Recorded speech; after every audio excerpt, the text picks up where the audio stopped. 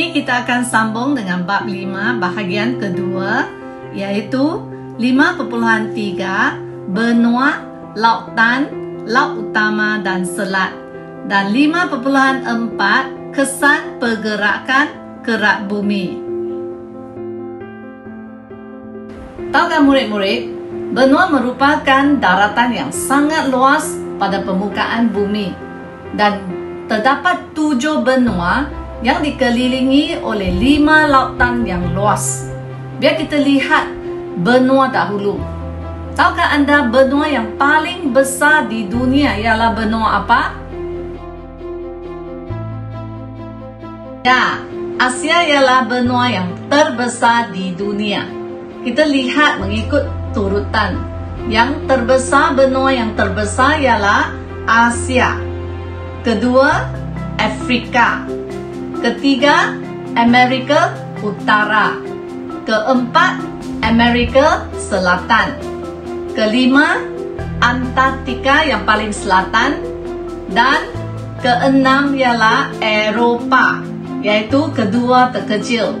Dan yang paling kecil, benua yang paling kecil di dunia ialah Australia. Benua Asia merupakan benua yang terbesar di dunia, yang meliputi keluasan kira-kira 55.8 juta kilometer persegi. Kalau murid-murid perhatikan, Malaysia juga terletak dalam benua Asia, tetapi ia terletak di bahagian tenggara. Sebab itu kita kata negara kita terletak di Asia Tenggara. Dan masih ingat tak Asia Tenggara mempunyai berapa buah negara?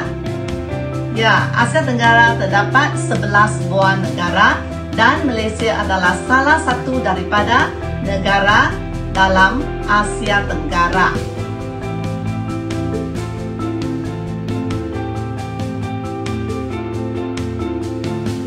Benua Afrika ialah benua yang kedua terbesar di dunia, keluasannya kira-kira 30 juta kilometer persegi. Dan ini adalah gambar contoh penduduk di Afrika. Seterusnya ialah benua Amerika Utara. Benua ini ialah benua yang ketiga terbesar di dunia, dan ia meliputi kawasan seluas kira-kira 24.5 juta kilometer persegi. Benua Amerika Selatan ialah benua yang keempat terbesar di dunia, dan ia meliputi kawasan seluas kira-kira 17.8 juta kilometer persegi. Benua Antartika ialah benua yang terletak paling selatan di dunia, dan ia adalah kelima terbesar di dunia, dan ia meliputi kawasan seluas kira-kira 14 juta kilometer persegi.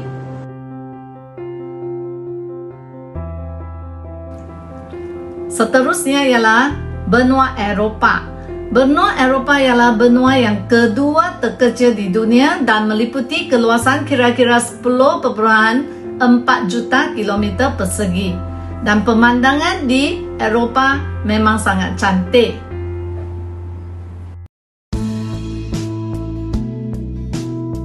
Benua Australia.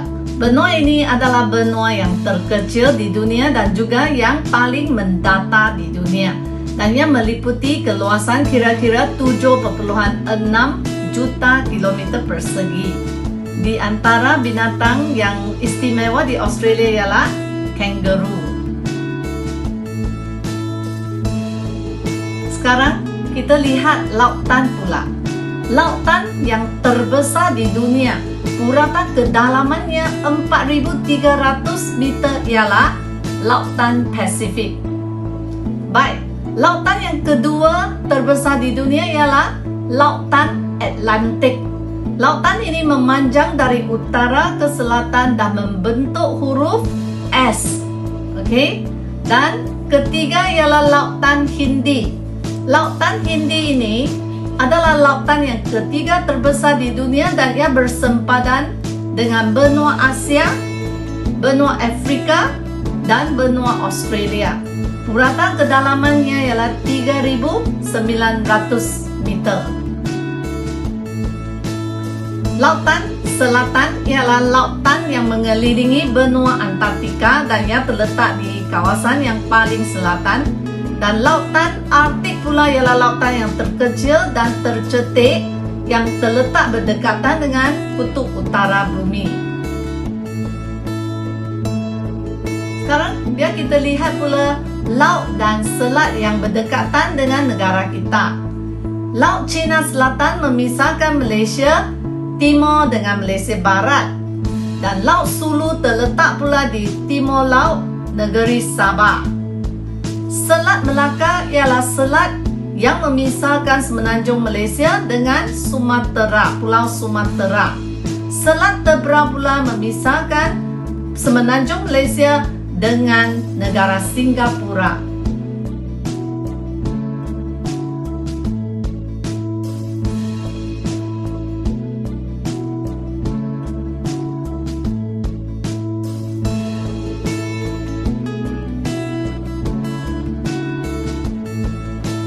Sekarang kita lihat pula kesan pergerakan kerak bumi. Permukaan bumi kita terdiri daripada lapisan kerak bumi yang dikenali sebagai plak. Plak terdiri daripada plak daratan dan plak lautan. Pengaruh arus perorakan di lapisan mantel menyebabkan plak bumi kita bergerak. Dan pergerakan kerak bumi atau plak melibatkan proses pertembungan dan pencampahan. Dan ini akan menyebabkan berlakunya perubahan kedudukan benua kita. Dan proses ini walaupun berlaku dengan sangat perlahan, tetapi ahli sains telah membuktikan yaitu kedudukan benua pada masa sekarang adalah kesan daripada hanyutan benua. Tahukah murid-murid bagaimana gunung lipat terbentuk? Pergerakan atau pertembungan plak akan menyebabkan berlakunya pembentukan gunung lipat. Dan pergerakan dan pertembungan ini berlaku apabila terdapat daya mampatan pada kerak bumi. Tolakan atau himpitan dua plak dari arah bertentangan akan menyebabkan kerak bumi termampat, seterusnya membentuk banjaran gunung lipat. Murid-murid boleh lihat sendiri gambar raja ini sebelum dan selepas pembentukan gunung lipat. Dan ingat, pembentukan gunung lipat adalah disebab oleh daya mampatan. Seterusnya ialah Gunung Bongka. Gunung Bongka terbentuk akibat pergerakan kerak bumi yang disebut gelinciran atau sesaran. Proses gelinciran biasanya berlaku di sempadan plak bumi di daratan atau di lautan akibat pengaruh daya tegangan atau mampatan. Murid-murid boleh lihat dengan teliti gambar raja di bawah ini.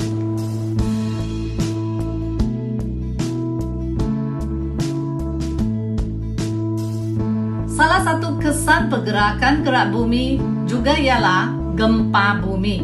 Okey, kejadian gempa bumi ini boleh mengakibatkan tsunami, yaitu apabila kejadian gempa bumi berlaku di dasar laut, ia akan mengakibatkan tsunami berlaku. Bagaimana pula gunung berapi terbentuk? Gunung berapi juga dipanggil volcano dalam bahasa Inggeris, dan ia terbentuk kerana berlaku pertembungan dua plak yang mewujudkan zon benam. Salah satu plak terjunam ke bawah membentuk magma dan lava. Plak yang terangkat akibat pertembungan membentuk gunung dan rekahan. Cecair magma keluar memenuhi rekahan pada plak dan ia membentuk gunung berapi.